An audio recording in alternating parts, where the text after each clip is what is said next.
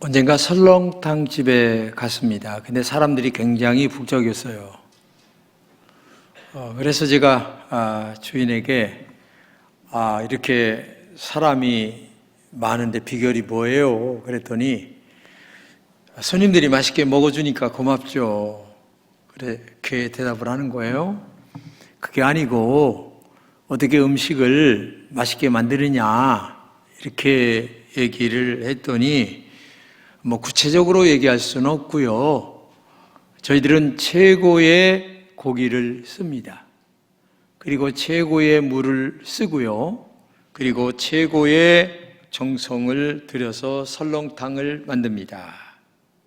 그리고 처음처럼이라는 마음의 중심을 언제나 갖고 설렁탕을 만들고 있다고 말씀드릴 수 있습니다. 라는 얘기를 들었습니다.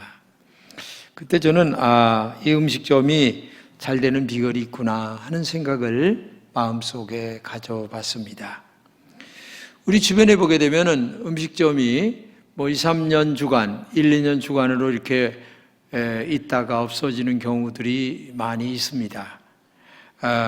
처음에는 서비스도 좋고 음식 맛도 좀 있는 것 같지만 시간이 가면서 서비스도 없고 그 다음에 음식 맛도 떨어지고 불친절합니다. 종업원들이 서비스 질이 떨어지죠.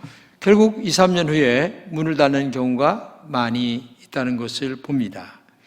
잘 되는 가게는 잘 되는 비결이 있고 또 반대로 안 되는 가게는 안 되는 원인이 있다는 것을 알 수가 있습니다. 대한민국은 2021년 7월에 UN 경제총회에서 선진국 지위를 인정받았습니다. 대한민국의 경제의 계기판의 역할을 하는 GDP는 세계 10위입니다. 세계 무역 순위도 10위입니다. 그러나 서민들은 올 한 해를 살아가기에 너무나 굉장히 힘든 한 해로 생각하고 있습니다. 23년 신년부터 해제되는 말들이 있어요. 올해 경제는 굉장히 어렵다. 월급만 안 오르고 물가는 다 올랐다. 경제가 혹독한 겨울을 맞이하고 있다. 이제 부흥이 아니라 생존이다. 라는 말을 하고들 있습니다. 이러한 어려운 가운데 새해를 맞이하며 살아가는 사람들에게 마음속에는 그래도 올해 형통과 번창과 잘 됐으면 좋겠다라는 마음들을 누구나 다 갖게 됩니다.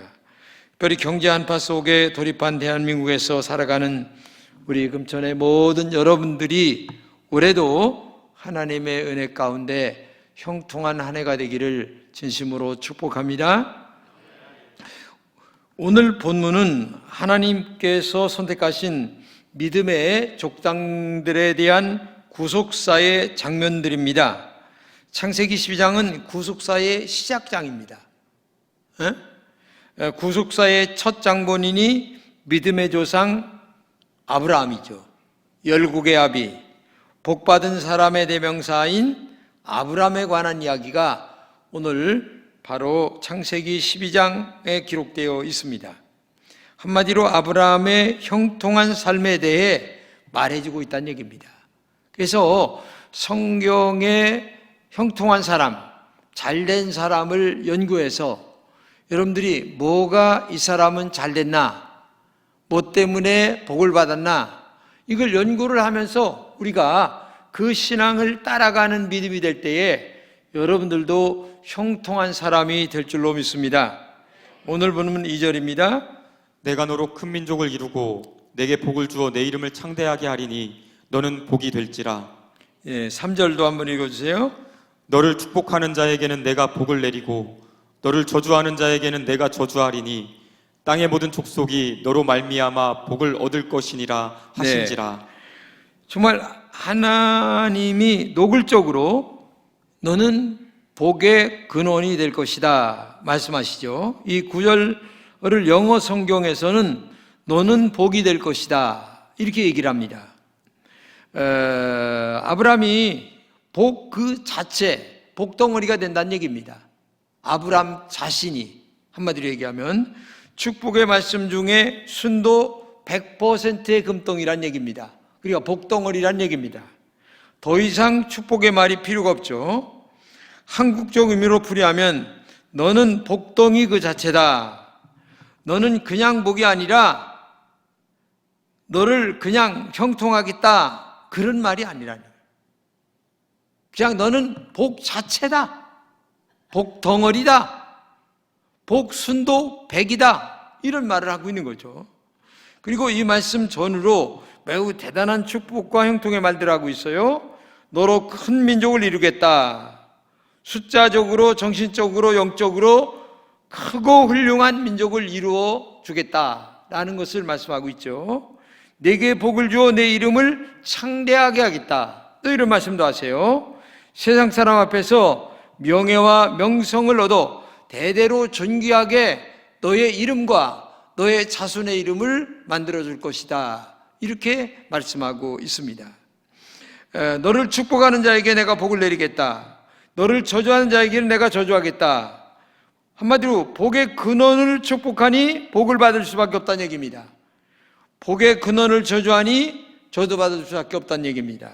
그리하여 땅의 모든 족속이 너 때문에 복을 얻을 것이다 라고 얘기를 합니다. 아브라함을 복의 통로, 복의 대명사로 삼겠다라는 말씀을 하고 있는 거죠. 정말 복을 받은 사람이 누구냐? 본문에 나오는 아브라함이고, 또 오늘 이 자리에 앉아 계신 여러분과 제가 복을 받은 사람인 줄로 믿습니다. 왜냐하면은 이름은 다르지만, 이름은 달라요. 그 당시에 아브라함이고 오늘 이름 우리는 달라요. 그런데 아브라함이 걸어가는 길을 걸어가면 복덩어리가 된다는 얘기죠. 이게 중요한 겁니다. 그러니까 나도 복덩어리가 돼야지 하는 영적인 마음을 갖고 아브라함이 걸어간 길을 나도 따라가면, 그 당시에 아브라함처럼 나도 복덩어리가 되겠다라는 믿음을 갖는 여러분 되시기를 축복합니다. 그러면 아브라함의 형통의 비결은 뭐냐? 첫째로 말씀을 따라가는 삶이었다는 것을 꼭 알아야 됩니다. 본문 4절입니다. 이에 아브라함이 여호와의 말씀을 따라갔고 롯도 그와 함께 갔으며 아브라함이 하란을 떠날 때에 75세였더라. 예, 아브라함의 생애가 175세이거든요. 근데 175세인데 75세라고 하는 말의 지금의 나이는 가장 안정된 생활을 할 때라고 볼 수가 있는 거죠. 175세에 비하여라면. 그런데 그것을 떠나 나그네로 삶이 시작되는 시점에 놓여 있어요. 그것도 혼자의 몸이 아니라 아내와 조카, 심지어 떠날 때는 아버지까지 모시고 가게 됩니다.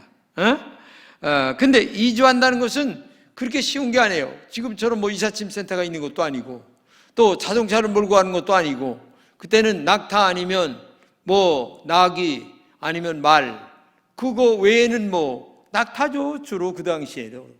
지금도 낙타인데. 먼 거리를 이사하는 것은 쉬운 것이 아닙니다. 당시의 교통수단이 발달된 것도 아니기 때문에 그렇죠. 갈대아 우르에서 하란까지입니다. 그리고 하란에서 가나안까지 얼마나 많은 에너지가 소비되는 먼 길인가를 우리가 알 수가 있어요. 그런데 무슨 근거로 아브라함이 이 정든 곳을 버리고 이사를 했느냐? 하나님의 말씀에 이렇게 얘기합니다. 여호와의 말씀을 따라갔다. 이게 중요한 겁니다. 그러니까 오늘도 여러분과 제가 신앙생활 할 때에 가장 삶의 기준, 무엇을 결정하는 기준, 그리고 내가 가고 안 가고 하고 안 하고의 기준은 주파나를 튕기는 그런 기준이 아니에요. 계산해 보니까 이것이 더 많이 돈을 벌더라, 그게 아니고 하나님의 말씀이냐 아니냐, 이게 여러분의 결정의 기준이 되어야 될 줄로 믿습니다. 이게 굉장히 중요한 거예요, 이게. 그 말씀이 무슨 말씀이냐? 오늘 1절에 이렇게 얘기합니다. 여호와께서 아브라함에게 이르시되 너는 너의 고향과 친척과 아버지의 집을 떠나 내가 내게 보여줄 땅으로 가라. 예, 내가 내게 보여줄 땅으로 가라. 본토 지적 아비집인 갈대아우루인 하란을 떠나라는 말씀이에요. 그것은 우상과 제약된 관습이 젖어 있는 곳이기 때문에 그 우상의 관습에 젖어 있는 그 인연을 끊어라, 그 얘기입니다. 그러니까 참 야속하죠. 저도 처음 예수 믿고 이 제사 문제 때문에 굉장히 이 신경이 쓰였어요. 그래서 첫 번에는 제사를 지낼 때에 가서 우두관이 한 번 섰어요. 제사를 절을 안 하고, 그때 뭐 처음이기 때문에 마음에 안 하겠다는 마음 때문에 그 다음부터는 아예 안 갔죠. 그 나중에는 김씨 저기에서 파내느니 뭐니 그러더라고요. 파낼 집은 파내고 그렇게 이기는 거예요. 아브라함도 지금 그런 심정이 아닌가 하는 생각을 지금 하고 있는 거죠. 그런데 아브라함이 가야 할 정확한 주소도 없이 그저 떠나라 얘기하는 거예요. 단지 이 아는 주소는 한 가지입니다. 내가 내게 보여줄 땅입니다. 개역성경에는 이렇게 얘기합니다. 내가 내게 지시할 땅. 너무 무모한 곳입니다. 내비게이션도 없습니다. 그럼에도 불구하고 하나님의 말씀이 임하자 말씀에 입각해서 과감하게 이사 출발을 하는 것이 아브라함이에요. 이게 보통 신앙 아니겠습니까? 여러분 한번 생각해 보세요. 말씀을 깊이 묵상해 보면 내가 내게 지시할 땅이라는 것을 문자적으로 번역하면 내가 내게 보여줄 땅이라는 얘기입니다. 근데 정확하게 그 땅이 바로 하나님이 인도하신 바로 그 땅. 그러니까 하나님이 인도하시는 대로 가라 그런 말이에요. 요즘 말로 내비가 있는 것도 아니고 그 당시로 생각하면 하나님이 그냥 뭘로 인도하셨는지는 모르겠지만 인도하시는 대로 가라. 마음의 성령에 감동하는 대로 하라. 너의 계산으로 하지 말고 성령의 감동으로 마음에 결정되는 대로 하라. 그것을 지금 말씀하고 있는 줄로 믿습니다. 그럼에도 불구하고 아브라함은 정확하게 그 땅에 대한 구체적인 정보가 없었어요. 그래서 히브리 기자는 갈 바를 알지 못하고 왔으며 라고 하는 말을 히브리서 11장 8절에 또 같은 얘기를 또 하고 있어요. 그러나 그 땅을 주실 것이라는 하나님의 약속을 아브라함은 딱 붙잡고 하나님의 말씀을 따라갔다는 것이 굉장히 중요한 것입니다. 여러분, 진정한 신앙이 뭐겠어요? 기분과 감정에 따라서 삶의 문제를 결정하는 것이 아닙니다. 주파나를 튕기면서 계산해 보니까 이것은 이익이고 저것은 손해보고 그래서 결정하는 것이 아니란 얘기입니다. 사람들의 충고와 관심 때문에 결정하는 것도 아닙니다. 진정한 신앙이란 하나님의 말씀을 따라가는 삶이 온전한 믿음인 줄로 믿습니다. 이런 사람을 오늘 본문에 복의 사람, 형통한 사람이다 이렇게 얘기를 하고 있는 거예요. 어느 믿음의 사람의 이야기입니다. 한 해를 살아가면서 어렵고 있는 상황이 찾아오고 무수한 중요한 일을 결정할 때 기준이 있습니다. 그 기준이 뭐냐면 감정이나 환경이나 사람들의 귀에 기울이지 않겠다라는 마음의 기준입니다. 그분은 한 해에 그분에게 주신 하나님의 말씀에 근거하여 무슨 일이든지 결정한다는 겁니다. 마태복음 6장 33절을 주셨습니다. 그런즉 너희는 먼저 그의 나라와 그의 의를 구하라. 그리하면 모든 것을 너에게 더하시리라라고 하는 말씀을 주셨기 때문에 그는 먼저 그의 나라와 그의 의를 구하고 그리고 모든 것을 더하신다는 말씀을 따라 믿음으로 그는 한 해를 또 살아가는 삶을 살게 됐다고 하는 그런 간증이었습니다. 형편이 어렵고 고통스러워도 먼저 그의 나라와 그의 의, 하나님의 나라, 하나님의 의, 즉 다른 말로 얘기하면 하나님의 뜻이 무엇인가를 먼저 구하며 결정하는 믿음이 우리에게 필요한 줄로 믿습니다. 먼저 하나님을 기쁘시게 하는 것이 무엇인지를 구하는 것입니다. 먼저 하나님이 자기에 주신 사명을 먼저 구하는 것입니다. 그러면 주께서 세상에서 모든 영적인 문제, 육적인 문제, 건강의 문제, 가족을 책임져 주신다는 영적 믿음을 갖고 있기 때문에 지금은 당장 손해보는 것처럼 보여도 머지않은 장래에 하나님께서 인도해 주실 것이라는 것을 믿고 있었기 때문에 그는 그의 나라와 그의 의를 찾아 살았다. 그래서 나중에 복을 많이 받게 됐다고 하는 그런 말씀이었습니다.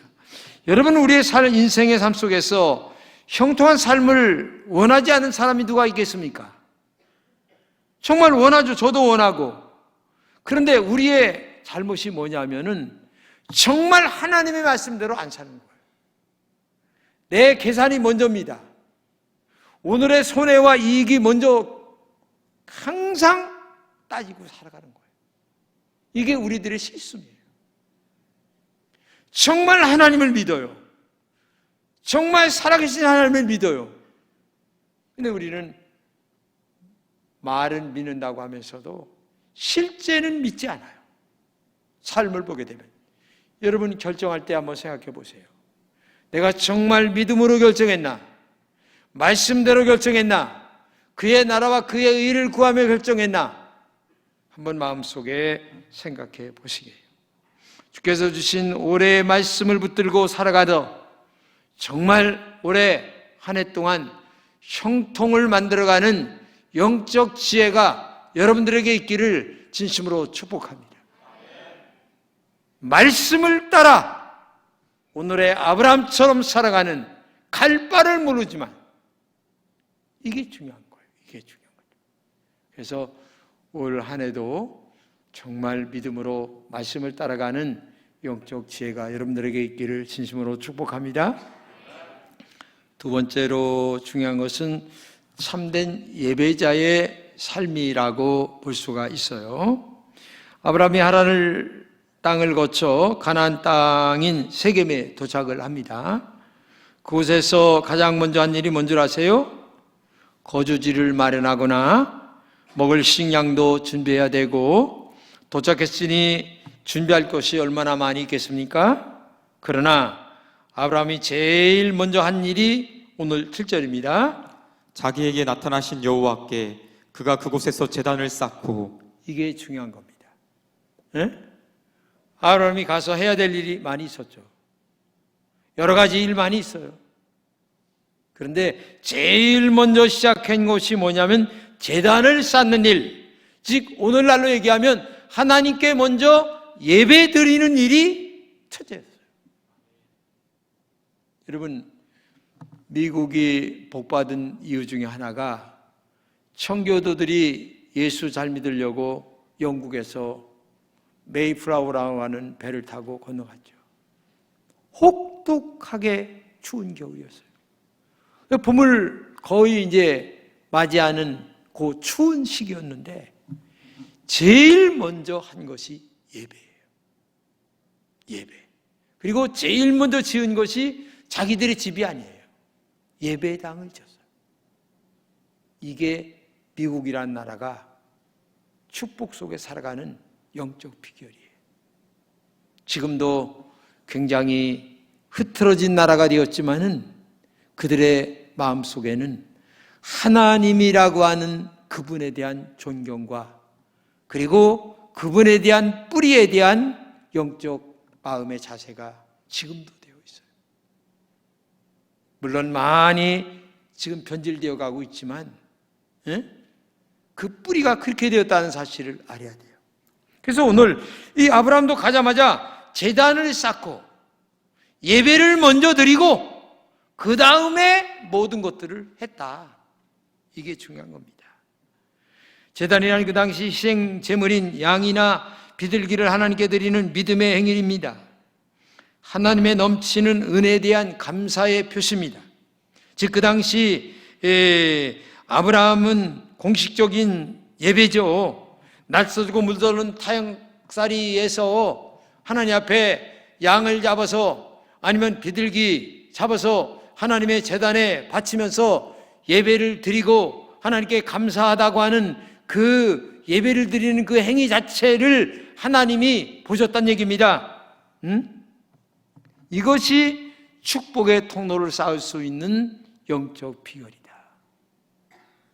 자, 우리 교회 어느 분은 예배 때문에 여행을 갔다가도 수요 예배 때문에도 돌아옵니다. 저녁 예배 한 번 안 빠집니다. 신앙관이 그래요. 굉장히 중요한 것입니다. 에? 어디 갔다가라도 예배 때문에 돌아오는 거죠. 이게 중요한 거죠. 마음의 영적 상태가.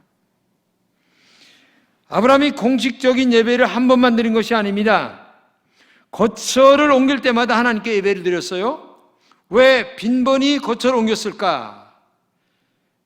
성경학자들은 원주민과의 적대감 그리고 기근 때문에 옮겼다. 이렇게 언급합니다. 8절입니다.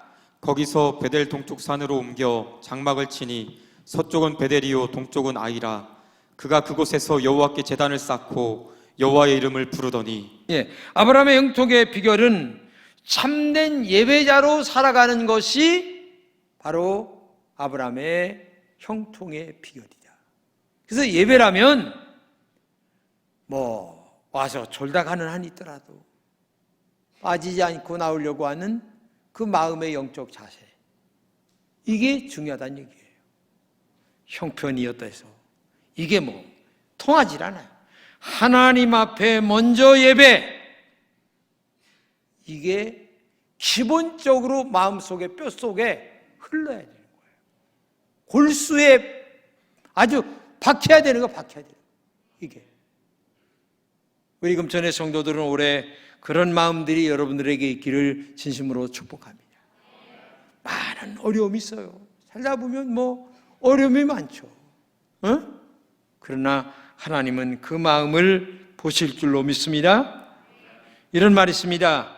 예배에 실패하면 세상에서도 실패한다. 그런 말이 있어요. 올 한 해 참된 형통을 원하십니까? 예배에 목숨을 거는 여러분 되시기를 바랍니다. 세상 사람들은 물질적인 번영을 원하면 물질을 쫓아가라고 합니다. 그러나 성경은 말씀하십니다. 온전한 예배자의 삶을 살아가라. 우리는 형통의 주인이 하나님이심을 믿는 사람들입니다. 참된 예배를 통해 하나님께서 주시는 그 힘으로 세상을 살아갈 때에 형통이 주어지는 은혜가 여러분들에게 있을 줄로 믿습니다. 우리 통합교단은 107의 통의 주제가 지금 여기 있습니다. 복음의 사람 예배자로 살게 하소서라는 얘기입니다. 3년째 계속된 코로나로 예배가 무너진 상황이 되었습니다. 총회장 신년 대담에서 우리 교단은 하루에 93명이 줄고 있다. 하루에. 1년에 34,500명이 줄고 있다. 양적 감소를 넘어서 영적으로 침체되고 있다. 주일 성도 신앙이 회복돼야 된다라는 담화를 냈습니다. 예배학 교수의 특별 기록에 의하면 코로나19의 사회적 거리두기로 인해 예배당에 모여 예배하는 자리의 30%가 공석이라는 거죠. 30%가 줄었어요. 그리고 이제는 모이는데 아무런 제약도 없어졌는데도 안 모여요. 왜? 습관이 됐다는 얘기예요. 안 모이는 습관이. 저도 몸이 아파서 집에서 예배를 드려보니까 예배가 아니에요. 해보니까 이건 예배가 아니구나. 옷을 정장을 입습니까? 우선 옷이 제일 큰 문제예요. 또 태도 자체가 하나님 앞에 예배의 태도가 아니에요. 나도 그런데 그래서 제가 이거는 아니다. 그래서 예배는 예배당에 나와야 된다. 그리고 정말 준비된 예배여야 된다는 것을 제 스스로 많이 알게 됐어요. 준비됐다고 하는 것은 뭐예요? 마음 준비, 헌금 준비, 몸 준비, 옷 준비, 응? 하나님 앞에 가서 설 준비. 여러 가지 영적, 육적인 준비가 하나님 앞에 갖춰진 예배여야만 이게 진정으로 예배다운 예배를 드릴 수가 있다. 에? 하나님은 예배 우등생인 아브라함에게 복과 형통을 주었습니다. 본문 7절입니다. 여호와께서 아브라함에게 나타나 이르시되 내가 이 땅을 내 자손에게 주리라. 내가 이 땅을 내 자손에게 주리라. 참 축복이죠. 그 땅은 하나님께서 약속하신 땅을 말합니다. 그리고 원주민 때문에 어느 한 곳에서 기어버리지 못한 아브라함에게는 큰 위로와 소망이 되는 이야기입니다. 이런 영통이 아브라함에게 주어짐으로 말미암아 그의 자손과 땅과 믿음의 복을 충만하게 받는 은혜가 그에게 있었다는 거죠. 그렇기 때문에 예배의 감격, 말씀을 따라가는 감격, 이것이 우리들의 체질적으로 몸에 배야 돼요. 의뢰이 그런 줄 알아야 된다는 얘기죠. 의뢰이 그런 줄 알아야지 어쩌다가 아이고 참 이렇게 되면 안 된다는 얘기죠. 사무엘하 6장에 귀한 믿음의 사람이 등장하죠.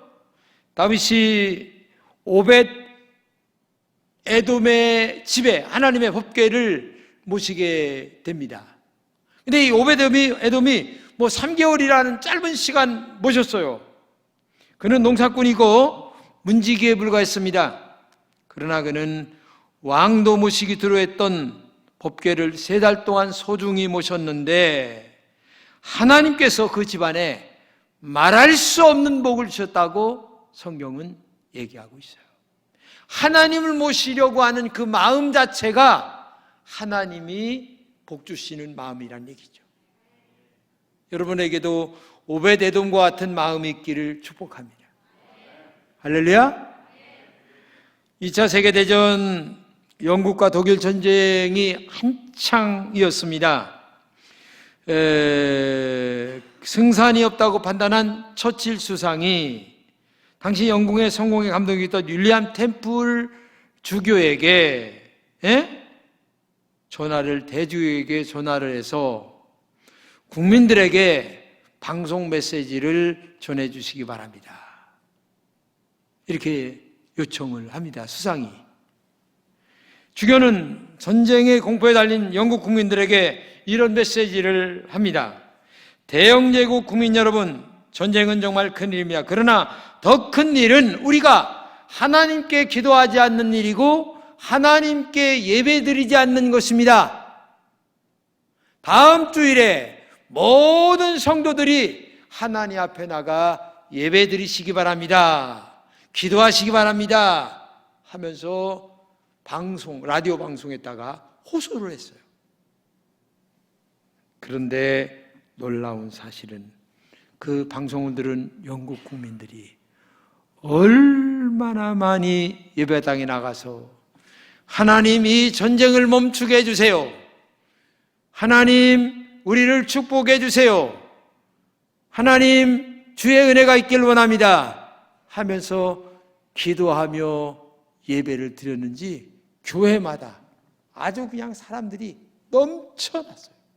근데 놀라운 사실은 그 전쟁에서 영국이 이기게 됐다는 거예요.